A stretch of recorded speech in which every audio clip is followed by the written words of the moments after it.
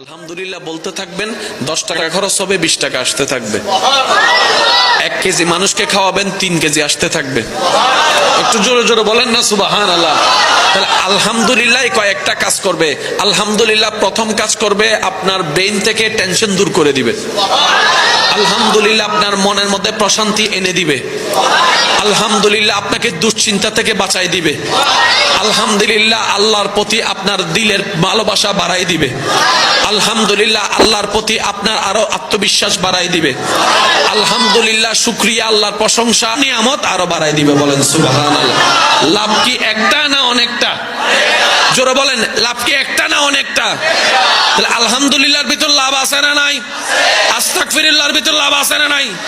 কিন্তু নিতে জানি নাই, ব্যর্থতা আমাদের। দেনেওয়ালা দিয়ে রেখেছেন, আমরা নিতে জানি নাই, নেওয়ার জন্য আগ্রহ করি নাই। আপনি সব বাদ দেন না,